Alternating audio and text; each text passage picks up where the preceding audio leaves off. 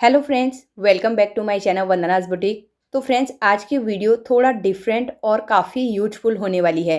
तो पहले मैं यहाँ पे आप लोगों को एक ये लॉन्ग कुर्ती दिखा रही हूँ, आप इसे ध्यान से देखिए। ये कुर्ती मेरे पास काफ़ी टाइम से पड़ी हुई है।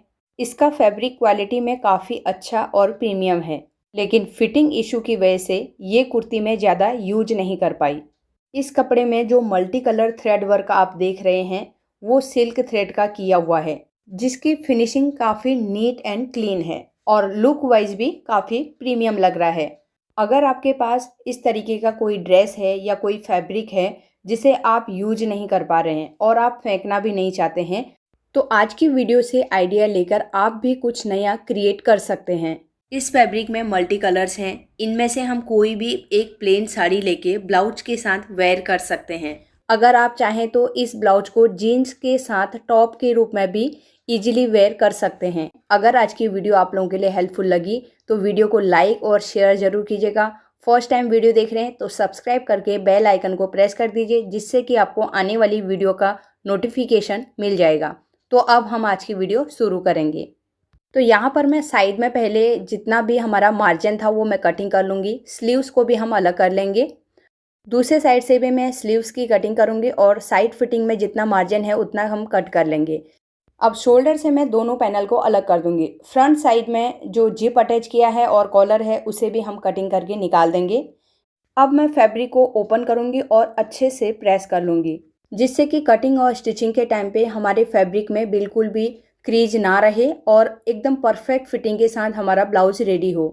तो मैंने अच्छे से प्रेस कर लिया है। अब मैंने यहाँ पे लाइक्रा फ्यूजिंग को रखा हुआ है, उसके ऊपर मेन फैब्रिक को रख लिया है। इसके ऊपर हमें धीरे धीरे प्रेस करनी है। पहले हम एक बार हल्के हाथ से इसे दोनों को अटैच कर लेंगे। उसके बाद हम बाद में दोबारा से बैक साइड की तरफ से करेंगे। अब यहाँ पर जितना फैब्रिक है ना, उतना ही फ्यूजिंग हम कट करेंगे। ऊपर की साइड से मैं इस तरीके से फोल्ड करूँगी। अब नीचे की साइड में पहले अटैच कर लेंगे। यहाँ पर ध्यान देना है कि हमारे बैक साइड में क्रीज नहीं बने। जब लाइक्रा फ्यूजिंग को आप अटैच करते हैं तो आपको पहले हल्के हाथ से अटैच करना है, जिससे कि लाइक्रा फ्यूजिंग का फैब्रिक फोल्ड ना हो। मैं यहाँ पे वीडियो को थोड़ा सा फास्ट फॉरवर्ड दिखा रही हूँ। मैं केवल आप लोगों को दिखाना चाहती हूँ मैं ब्लाउज किस तरीके से रेडी कर रही हूँ। इसे हम रिक्रिएट कर रहे हैं, इसके लिए मैं ये छोटी छोटी चीज़ें आप लोगों को वीडियो में दिखा देना चाहती हूँ। अब यहाँ पर देखिए, ये स्लीव्स की मैंने कटिंग करके रखी है। नीचे की साइड में फ्रिल था वो मैंने कट करके निकाल दिया है। इसमें मैं अभी लाइक्रा फ्यूजिंग अटैच नहीं करूँगी, बाद में ज़रूरत पड़ेगी फिर हम इसमें अटैच कर लेंगे। तो सबसे पहले मैं आप लोगों को ड्रॉ करके दिखा रही हूँ हम किस तरीके का ब्लाउज रेडी करेंगे। तो यहाँ पर पहले मैं कॉलर को ड्रॉ कर रही हूँ। इस तरीके से कॉलर आएगा और ये शोल्डर और आर्म होल, नीचे हमारी कमर, और सेंटर से हम ओपन करने वाले हैं प्रिंसेस कट इसमें हम करेंगे। स्लीवलेस हमें रखना है, इसके लिए मैं इसमें स्लीव्स नहीं बना रही हूँ। अगर आपको स्लीव्स बनाने हैं तो आप स्लीव्स भी बना सकते हैं। और बैक साइड से भी हम ड्रॉ करते हैं। ये कॉलर है और ये हमारे शोल्डर हैं, आर्म होल और ये ब्लाउज की साइड। यहाँ पर आप शोल्डर टू वेस्ट डार्ट भी बना सकते हैं। मैं प्रिंसेस कट बना रही हूँ। शोल्डर टू वेस्ट डार्ट भी शर्ट कॉलर में काफ़ी अच्छा लगेगा। और फ्रंट साइड में मैं इसके जैकेट जिप अटैच करने वाली हूँ। तो फ्रेंड्स, आज की वीडियो से आप लोगों को बहुत कुछ सीखने को मिल सकता है। वीडियो को बिना स्किप करें एंड तक जरूर देखिएगा। वीडियो के स्टार्टिंग में मैंने वॉइस ओवर करके रखा है, क्योंकि बैकग्राउंड में बहुत ज़्यादा शोर था, इसके लिए मुझे वॉइस ओवर करना पड़ा। उसमें लिपसिंग मैच नहीं हो रहे हैं, इसके लिए आप थोड़ा सा इस चीज़ को इग्नोर कीजिए। अब हम आज की वीडियो शुरू करेंगे। बैक पार्ट की ड्राफ्टिंग करेंगे। ऊपर की साइड में मैंने शोल्डर वाली लाइन को ड्रॉ कर लिया है। ब्लाउज लेंथ के लिए मार्क करेंगे। 14 इंच मुझे ब्लाउज की लेंथ रखनी है, तो मैं इसमें 2 इंच ऐड करके 16 इंच में मार्किंग करूँगी। तो ऊपर शोल्डर वाली लाइन में रखते हुए हम 16 इंच में लेंथ के लिए मार्क करेंगे। दूसरी साइड भी हमें सेम मार्किंग करना है, 16 इंच। मैंने यहाँ पे 2 इंच का मार्जिन इसके लिए लिया है, क्योंकि हम ऊपर से जब शोल्डर डाउन करते हैं तो बाद में ब्लाउज की लेंथ कम हो जाती है, इसलिए 2 इंच का मार्जिन लेना ज़रूरी है। बाद में अगर हमें लेंथ कम करना है तो हम नीचे से भी लेंथ को कम कर सकते हैं। मैं वैसे लास्ट में आप लोगों को चेक करके दिखाऊंगी हमारी ब्लाउज की लेंथ कितनी आ रही है। अब हमें फुल शोल्डर के लिए मार्क करना है। यहाँ पर हम कॉलर ब्लाउज की कटिंग कर रहे हैं, इसके लिए हमें फुल शोल्डर में 1 इंच कंपलसरी ऐड करना है।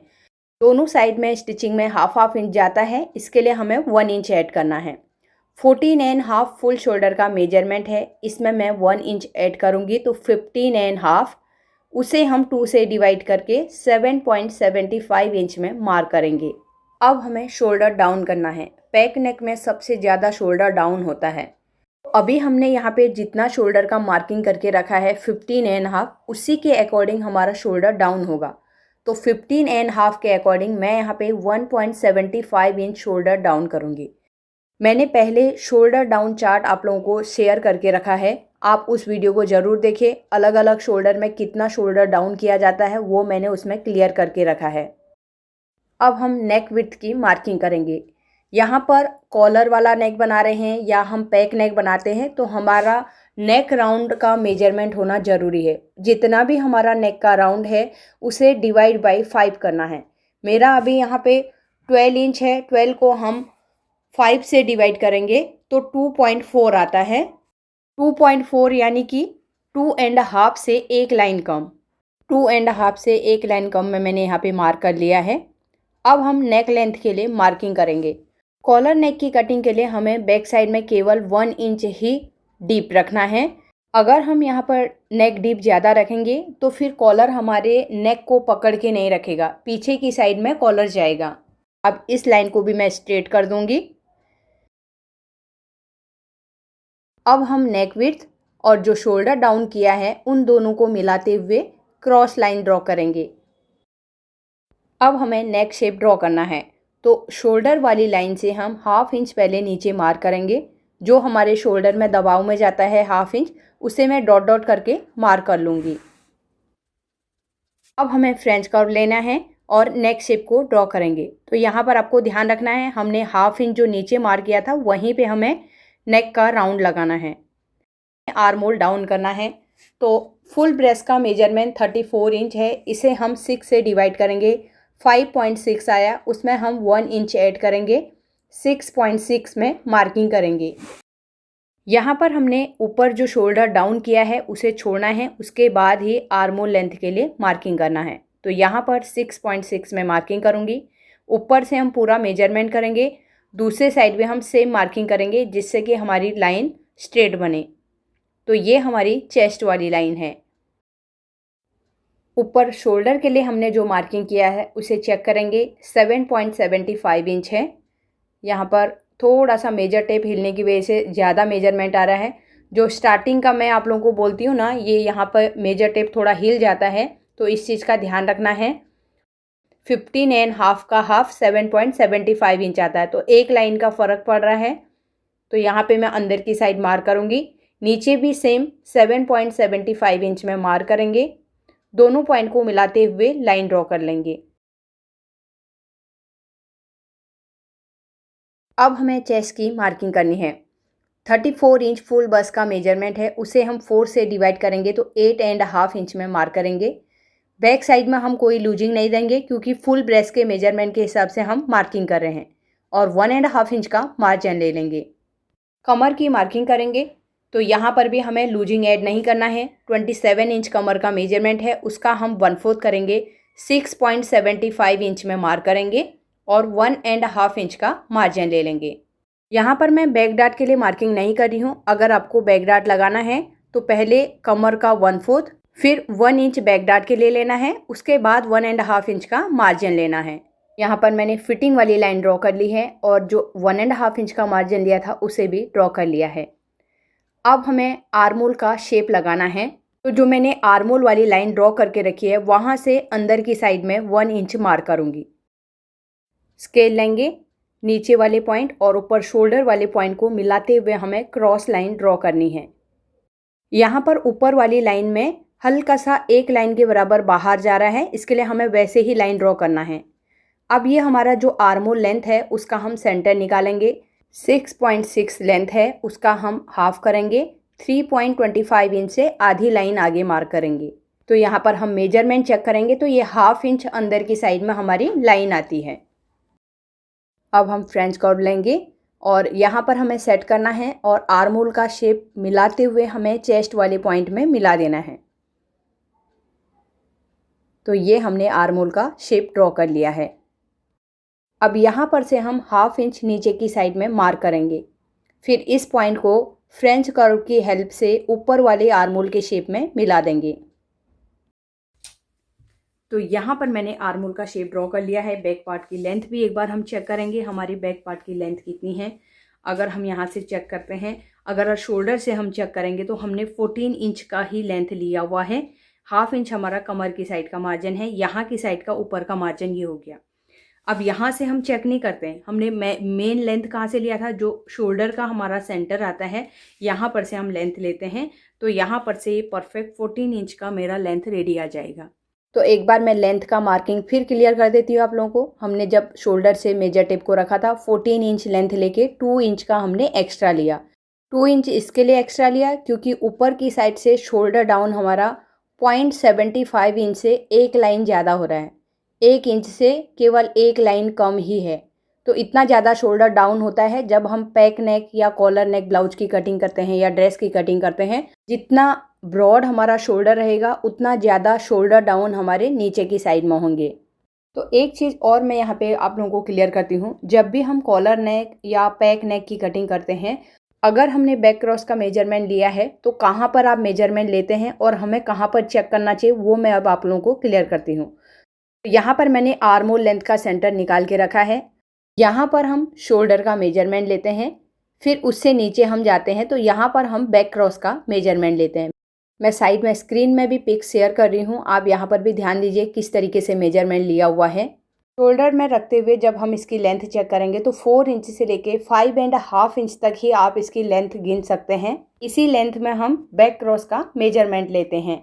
अगर हम नीचे जाएंगे तो आर्महोल का शेप स्टार्ट हो जाता है, यहाँ पर भी मेजरमेंट चेंज हो जाएगा। जो खिंचाव आता है ना ब्लाउज में, यहीं पर से आता है। अगर आपका बैक क्रॉस कम होता है या ज़्यादा होता है तो यहीं पर से आपका खिंचा, अगर कम होता है तो ये ब्लाउज अंदर की साइड में खिंचा हुआ जैसा लगता है, अगर ज़्यादा होता है तो फिर यहाँ पे उठा हुआ जैसा आपका ब्लाउज लगेगा। तो यहाँ पर से हम चेक करेंगे तो 13.5 का पहले हाफ हम करेंगे तो 6.75 इंच आ गया, और हाफ इंच का हमारा जो आर्महोल की साइड में मार्जिन जाएगा स्टिचिंग का वो हो गया। तो यहाँ पे टोटल 7.25 इंच में परफेक्ट मार्किंग है। हाफ इंच हमारा स्टिचिंग का मार्जिन है। तो इस तरीके से आप बैक क्रॉस भी चेक कर सकते हैं। यहाँ पर से चेक करेंगे, मार्जिन हम नहीं छोड़ेंगे। 4 इंच 5 इंच इसके बीच में आप 4 से लेके 5 के बीच में कर सकते हैं, क्योंकि थोड़ा बहुत मेजर टेप ऊपर नीचे होता है चलता है, लेकिन इससे ऊपर नहीं जाना है और इससे 5 इंच से नीचे को ज़्यादा नहीं जाना है, क्योंकि यहाँ से अंदर की साइड में गहरा शेप लगता है और यहाँ पर हम चेक करेंगे तो फिर यहाँ पे मेजरमेंट ऊपर की साइड में बढ़ने लगता है। तो ये आपको ध्यान रखना है। तो यहाँ पर मुझे थोड़ा सा जो ये रेडी शोल्डर करना है वो कम रखना है। तो अब हम क्या करेंगे, हमें रेडी शोल्डर, क्योंकि हम ये नेक विड्थ को बढ़ा नहीं सकते हैं, कॉलर है, लेकिन हम क्या करेंगे, जैसे आपको हल्टर नेक बनाना है, हल्टर नेक बनाने के लिए आप क्या करेंगे, इस तरीके से इसका सेंटर लेंगे, पहले यहाँ पे इस तरीके से मार्क करेंगे, ऐसे हम मार्क कर लेंगे। तो यहाँ पे हमारा एक मार्किंग हो गया। अगर आपको यहाँ पे हल्टर नेक करना है तो ये हमें कितना रेडी करना है, जैसे हमारा हाफ इंच इधर स्टिचिंग में जाएगा, हाफ इंच इधर जाएगा, तो यहाँ पे हमारा रेडी कितना होगा, अभी 3 इंच है, 3 इंच का फिर 2 इंच ही रहेगा। अगर आपको यहाँ पे 2 इंच का हल्टर नेक रेडी करना है तो आपका फिर यहाँ से ये आर्महोल का शेप यहाँ से मैच करते हुए यहाँ पे डालेंगे, ठीक है। अगर आप हल्टर नेक करना चाहते हैं तो मैं इसी में आप लोगों को क्लियर करना चाह रही हूँ। मुझे यहाँ पे रेडी शोल्डर थोड़ा सा ब्रॉड रखना है, तो मैं यहाँ पे रेडी शोल्डर, तो यहाँ से गिनेंगे, यहाँ पे पहले हमारा हाफ इंच का मार्जिन यहाँ पे जाएगा, हाफ इंच का मार्जिन यहाँ जाएगा, तो हमें कितना रेडी करना है उसी के अकॉर्डिंग यहाँ पे मार्क करेंगे। तो यहाँ पे मैं 4.5 इंच में मार्क कर रही हूँ। यहाँ पे हाफ इंच हमारा स्टिचिंग में जाएगा और ये हमारा रेडी हो जाएगा यहाँ पे 3.5 इंच, ठीक है। हाफ इंच हमारा यहाँ पे जाएगा। तो आपको अगर एकदम से प्रॉपर हल्टर नेक करना है तो यहाँ पे 2 इंच रख सकते हैं या 1 इंच रख सकते हैं, कितना आपको करना है उसी के अकॉर्डिंग यहाँ से आर्महोल का शेप लगेगा। लेकिन मुझे यहाँ पे आर्महोल वाली साइड से केवल 1 इंच मैंने अंदर की साइड में मार्क किया है। अब इस शेप को हम मिलाते हुए आर्महोल के शेप में मिला देंगे। पहले हम यहाँ पर हल्का सा स्ट्रेट करेंगे,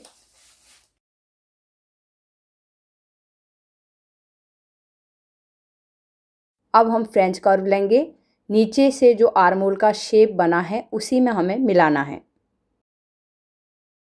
तो यहाँ पर मेरा रेडी शोल्डर थोड़ा ब्रॉड है, तो मैंने उसी के अकॉर्डिंग यहाँ पे आर्म होल का शेप नीचे मिला दिया है। पिक्स मैं आप लोगों को स्क्रीन में शेयर कर रही हूँ। अगर आप इस तरीके का हल्टर नेक बनाना चाहते हैं तो रेडी शोल्डर का सेंटर हमने पहले से ही निकाल के रखा है। इसी पॉइंट से हमें शेप को मिलाते हुए आर्म होल के शेप में मिला देना है। यहाँ पर मैं बहुत ज़्यादा डार्क नहीं कर रही हूँ, केवल आप लोगों को एक आइडिया दे रही हूँ किस तरीके से हल्टर नेक का आप शेप लगा सकते हैं। अब यहाँ पर जब बहुत ज़्यादा हमारा अंदर की साइड में गहरा शेप होता है तो यहाँ पे कपड़ा उठा हुआ जैसा लगता है। हम एक बार हाथ से पकड़ते हैं तो उतना कपड़ा ऐसा लगता है यहाँ पे लूज है। उसके लिए हमें यहाँ पे डार्ट देना पड़ेगा। ये हमारी आर्म होल का सेंटर है, इससे हम 1 से 1.25 इंच नीचे मार्क करेंगे। यहाँ पर से हम डार्ट लगाएंगे या डार्ट को माइनस करेंगे। हम सिलाई में नहीं करेंगे, पेपर के ऊपर ही हम माइनस करेंगे। वो कैसे करेंगे वो मैं बाद में आप लोगों को क्लियर करती हूँ। अभी हम केवल यहाँ पे डार्ट का शेप ड्रॉ करेंगे। आर्म होल का जो सेंटर है उससे 1 इंच नीचे हम मार्क कर लेंगे और यहाँ पे क्रॉस लाइन ड्रॉ कर लेंगे। इससे याद रहेगा कि हमें यहाँ पे डार्ट लगाना है। डार्ट लगाने से इसकी फिटिंग अच्छी आएगी। जब हम डार्ट नहीं लगाते हैं तो अंदर की साइड में इस तरीके से यहाँ से उठा हुआ जैसा रहता है, वो उठा हुआ कपड़ा आपका यहाँ पे नहीं रहेगा। मेरा रेडी शोल्डर ज़्यादा है, फिर भी मैं यहाँ पे लगा रही हूँ क्योंकि मैंने पहले एक बार बनाया था तो हल्का सा यहाँ पे उठ रहा था। हम उसे आर्म होल की साइड से फिटिंग देने की कोशिश करते हैं तो वो बिल्कुल भी नहीं जाता है। इस जगह में कपड़ा उठा हुआ जैसा दिखता है, इसके लिए हमें डार्ट में यहीं पे माइनस करना पड़ेगा। अगर आप प्रॉपर हल्टर नेक बना रहे हैं तो आपके लिए तो और भी ज़्यादा कंपलसरी है। इसमें ज़्यादा गहराई अंदर की साइड से आती है, इसके लिए कपड़ा भी ज़्यादा उठा हुआ जैसा लगता है। इसके लिए प्रॉपर पहले ही माइनस करना है। तो यहाँ पर हमने पूरे बैक पार्ट की मार्किंग अभी कंप्लीट कर ली है। अब हम इसकी कटिंग करेंगे। तो आज की वीडियो में मैंने काफ़ी कुछ आप लोगों को एक्सप्लेन किया है। उम्मीद करती हूँ कि आज की वीडियो आप लोगों को पसंद ज़रूर आएगी। वीडियो अच्छी लगी तो ज़्यादा से ज़्यादा लोगों को शेयर करके मेरे चैनल को सपोर्ट ज़रूर कीजिएगा। अब यहाँ पर मैंने, अगर आप लोग रेडी शोल्डर कम रखना चाहते हैं वो तो एक्सप्लेन किया, लेकिन कई लोग ऐसे रहेंगे जो रेडी शोल्डर को कम नहीं करना चाहेंगे, फुल रेडी शोल्डर रखना चाहेंगे जितना हमारा फुल शोल्डर है। तो यहाँ पे हमने जो फुल शोल्डर की सबसे पहले मार्किंग करी थी, उसी मार्किंग में आपको जो हमने शेप लगाया हुआ है उसी में आपको कट करना है। केवल आपको डार्ट नहीं देना है, क्योंकि यहाँ पर से हम कटिंग करेंगे तो हमारा आर्म होल अपने आप कम हो जाएगा। गहरा अंदर की साइड में शेप होता है तब हमें डार्ट लेने की ज़रूरत है। अगर आप रेडी शोल्डर 4 इंच 4.5 इंच का रखना चाहते हैं तो आपको डार्ट नहीं लगाना है। जैसे हमने आर्म होल की सबसे पहले मार्किंग करी थी वही मार्किंग में कटिंग कर देना है और शेप भी वैसे ही लगाना है। शेप में भी कोई चेंजेज नहीं करना है, केवल आर्म होल लेंथ को आपको चेक करना है। आपका आर्म होल कम या ज़्यादा है तो उसी के हिसाब से कम ज़्यादा डाउन करना पड़ेगा। जितना ज़्यादा गहरा शेप अंदर की साइड में रहेगा उतना हमें यहाँ पे डार्ट लेना पड़ेगा। अगर आपका रेडी शोल्डर ज़्यादा है तो फिर यहाँ पे डार्ट लगाने की ज़रूरत नहीं है। लेकिन मुझे यहाँ पे 1 इंच अंदर लेके मैंने मार्क किया था तो मैं उस मार्किंग में कट करूँगी। तो यहाँ पर हमारे बैक पार्ट की कटिंग हो गई है। तो आज की वीडियो में मैंने बहुत सारी चीज़ें आप लोगों को यहाँ पे एक्सप्लेन करके रखी है। आप 1 से 2 बार वीडियो को ज़रूर सुनिए और इसमें काफ़ी कुछ आप लोगों को सीखने को मिल सकता है। तो अब मैं फ्रंट पार्ट की कटिंग और स्टिचिंग नेक्स्ट वीडियो में शेयर करूँगी। अगर आज की वीडियो पसंद आई तो वीडियो को लाइक कीजिएगा। तो मिलते हैं नेक्स्ट वीडियो में। Thanks for watching.